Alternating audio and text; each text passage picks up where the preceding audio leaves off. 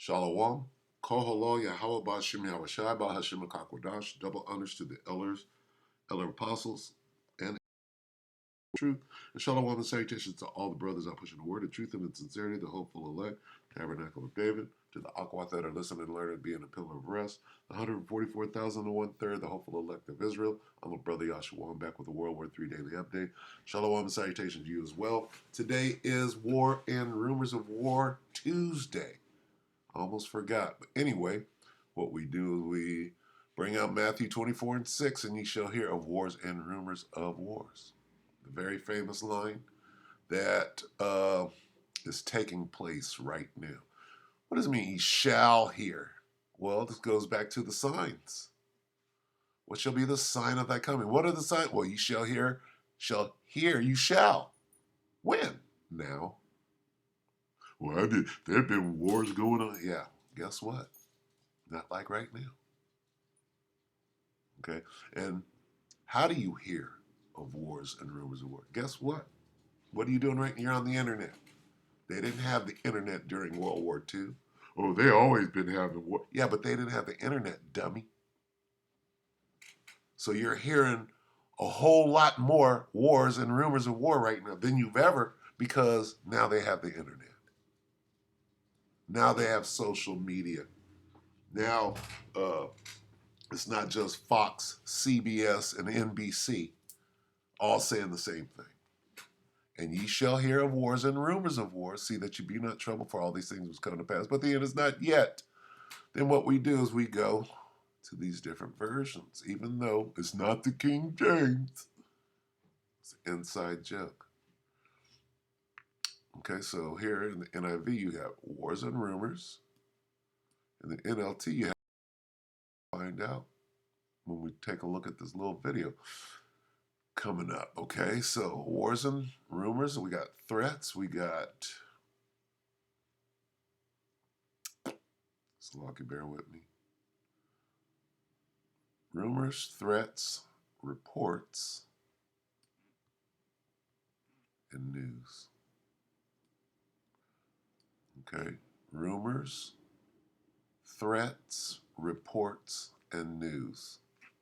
Now, this is the brother GMS Watchman. I think he's from England somewhere, I think, with the accent. I'm not sure, but he does really good videos, very informative.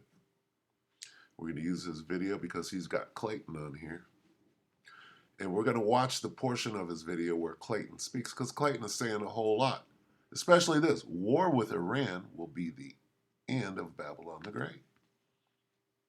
Right? It says that in the scriptures. Lord willing, we'll get it. Let's get it now. Let's go to Ezekiel.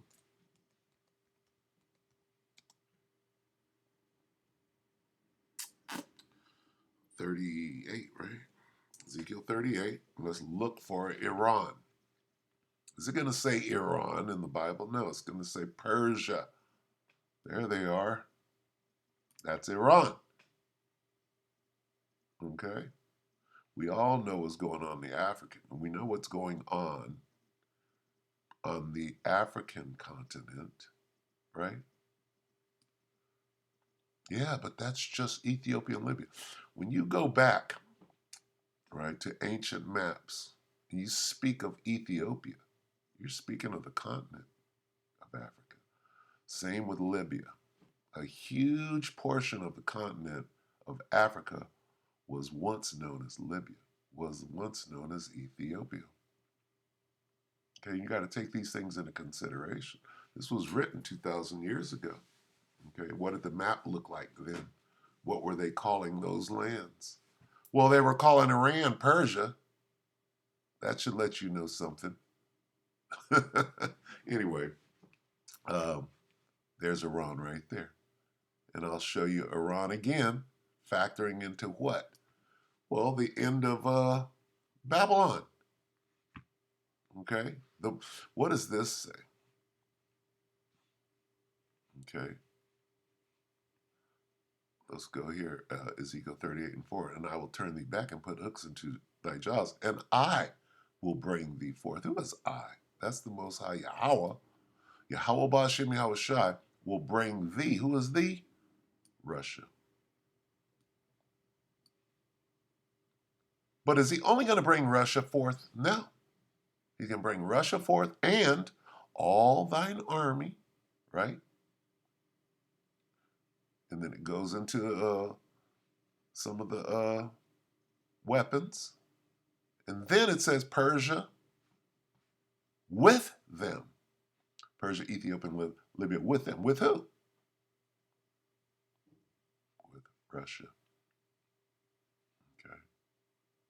So is Russia and Iran going to be the end of Babylon the Great? You bet your butt. You damn right. Okay. So anyway, back to this. There's your Iran.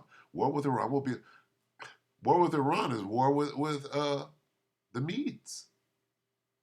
And they're stirred up. Here we go. GMS Watchman, one day ago, check this out. Clayton Moore's video on Redacted. War with Iran will be the end of America. Take it away, Clayton, or the brother. So without further ado, check it out. Well, soon you'll be able to tell your kids where you were when the U.S. government officially collapsed under a steaming pile of stupidity. You'll be able to tell your kids about the worst president in American history intentionally leading his country off of a cliff.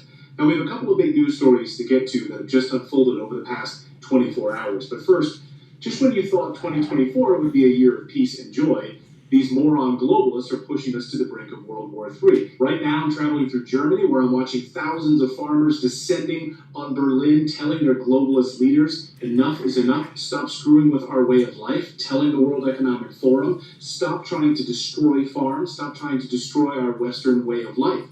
And this weekend, President Biden's team is currently drawing up plans for a massive war in the Middle East to attack Yemen and attack Iran, according to Politico. Could we be any more thinly spread at the moment? Why would they be doing this? All to protect the US dollar, of course, the reserve currency of the world. That is the answer. Something that is quickly fading on the world stage. And we now know that Putin and China are making their moves into the region as they recognize a very weak President Biden. Biden, who has utterly failed to stop Houthi rebels from attacking ships in the Red Sea. These losers in Washington and London have utterly failed. They can't stop Houthi rebels, pirates, are you kidding me? But they keep making threats. They keep telling them, you know what, we're going to... They keep making threats. This is war, rumors of war, Tuesday, and rumors are threats. They keep making threats. Sorry, I had to stop that.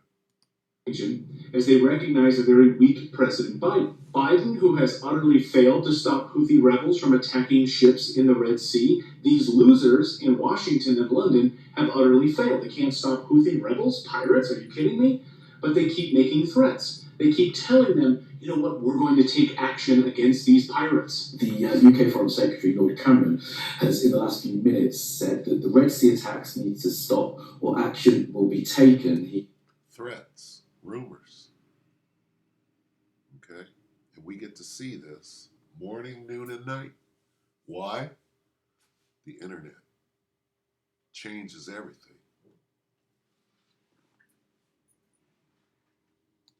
Not specify what that action will be. Sure, we're going to take action.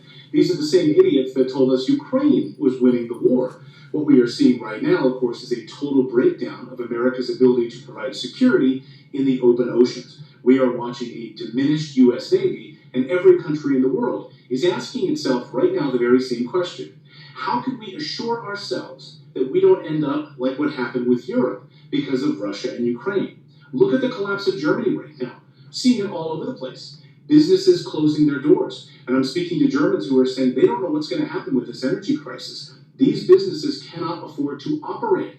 Guess what? Tens of thousands of farmers descending on Berlin. The U.S. umbrella right now, the United States umbrella of protection, isn't working anymore. So these countries are looking inward and elsewhere. And that's where China and Russia are stepping in, joining the BRICS nations. In fact, a new report out this week shows that the emergence of the BRICS currency and the BRICS nations in 2023 could be the singular most important economic event of the last 100 years. It's sunnier Over on the BRICS side right now, the United States currency, of course, is backed by debt. It's backed by nothing. The BRICS currency, backed by precious metals, backed by commodities, backed by uranium, backed by gold, silver, oil, gas. Why do countries go to war anyway? Everything he's talking about, oil. What was World War II about? It was about oil, largely. Ask the Japanese why they bombed Pearl Harbor. Oil. You can trace it back. These countries are asking right now, how can we protect our own shipping of minerals and materials in the Red Sea? The United States isn't protecting us. They've failed us. This week we saw Maersk, the largest shipping company, extend its ban on shipping in the Red Sea because the U.S. can't protect them. And the news that 1 in 5 commercial ships are now avoiding the Red Sea. What are they shipping through the Red Sea? Oil and other things, but you think oil ain't going through the Middle East? So the threat of attack. Container shipping giant Maersk announced on Friday that it is diverting all vessels from Red Sea routes around Africa's Cape of Good Hope for the foreseeable future. Remember, the Bretton Woods Agreement is that you use our US dollars and we will stop pirates and we will protect the open oceans. That was the agreement. That has collapsed. So now the West starts shooting itself in the foot by engaging in a fool's war in the Middle East, hoping to save face, starting a fool's war. That's funny. And we will protect the open oceans. That was the agreement. That has collapsed. So now the West starts shooting itself in the foot by engaging in a fool's war in the Middle East, hoping to save face, starting a war that we cannot win. This is a problem bigger than America. We don't have the military capacity to prevail in this conflict. Yes, we can drop bombs in a lot of places. We will lose everything. Everything in the Middle East. Everything in the region. Because there's not a military facility in that region that is missile-proof. And Iran has a lot of missiles. And they will bring death and destruction down on the Americans like they haven't seen since the Second World War. We're going to read that in the scriptures. And then what? Now we're in a regional conflict. Can we throw cruise missiles at Tehran? Yeah. But to what end? Because Tehran will destroy everything we have in the region. And then where are we? We don't have the ability to invade Iran. We can't do it.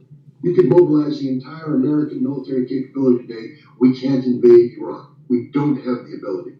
So to what end are we getting in this war? At the end of the day, the costs that will accrue by the United States taking on the entire region on behalf of Israel will far outweigh the consequences of just telling Israel no. But we can't tell Israel no because Israel owns us. But that's not stopping the warmongers. Why does Israel own us? Well, it's a particular man who happens to be the pariah of the earth, right? Going back to World War II. He said some very like-minded things. He said that Israel will own America. He said why. All right. And I can't go into it right now, right? But everything he said, it was almost like he was a prophet. Everything he said is coming true right now. And the reasons why. And here we are. Neocons like Senator Lindsey Graham, who just went to Tel Aviv and acknowledged that we haven't been able to stop these Houthi rebel attacks. So we need to attack Iran. We need to blow it off the map. I've been saying for 6 months now, hit Iran. They have oil fields out in the open. They have the Revolutionary Guard headquarters you can see from space. Blow it off the map. He also said to Netanyahu, his favorite benefactor, that the United States is about to make Iran's worst nightmare a reality. We're going to do everything we can on my end, and I think working with the Biden administration as Prime Minister to push forward to make Iran's worst nightmare real. Good luck with that. Did you sign up? Did you personally sign up to have America involved in a war over Iran and Israel? I sure as shit didn't. And guess what? Any idiot with half a brain, or anyone with a 5th grade education, knows that anytime America bombs a Middle East country, it only hurts the United States. Period. End of discussion. It's not in our strategic interest to do any of this. It only hurts America. which is exactly what Biden wants, by the way. All you need to do is look at our southern border to know that America is collapsing, and Biden doesn't seem to care at all. Thousands of migrants intent on reaching the United States spent Christmas walking toward the U.S.-Mexico border. The Pentagon this week admitted it's also out of money for Ukraine. Sorry, we have no more. Which is just a fancy way of saying Zelensky is old news. 600,000 Ukrainians are now dead, which is exactly what NATO wanted, to wipe away an entire generation of young Ukrainians. And the few Ukrainians that aren't dead are now buying $300 old man masks just to avoid the Ukrainian body snatchers. You know, the guys that come around and grab these guys off the street and throw them into the meat grinder in the front lines against Russia. So Ukraine is done. NATO... They can make a living for the police in Chicago. Hunting Negro. Destroyed that country. Now the war is coming to Iran and Yemen. And now the U.S. this week threatening war in Yemen, wagging their finger, telling them, you better stop these attacks on the ships in the Red Sea. And the Houthi rebels basically just gave the U.S. a big middle finger, saying, sorry, we're not scared. If you keep supporting Israel by sending billions of dollars... And let the weak say I am strong. Sorry, we're not scared. Let the weak say I am strong. And weapons to Israel, we will continue these attacks on these ships. The ball is in your court, Mr. Biden, telling us they are ready, folks. They are ready for war. This war is coming. So that's the news update part of today's Who's not ready? That's the news update video. Now I want to tell you about today's sponsor, which is... we're good. All right, good job, Clayton. All right, and the brother right here, GMS Watchman, the water for the use, fair use. Let's just get this on the way out. There's your update. Clayton did a good job. Let's go here, 15. Okay, and let's get Persia again. Okay.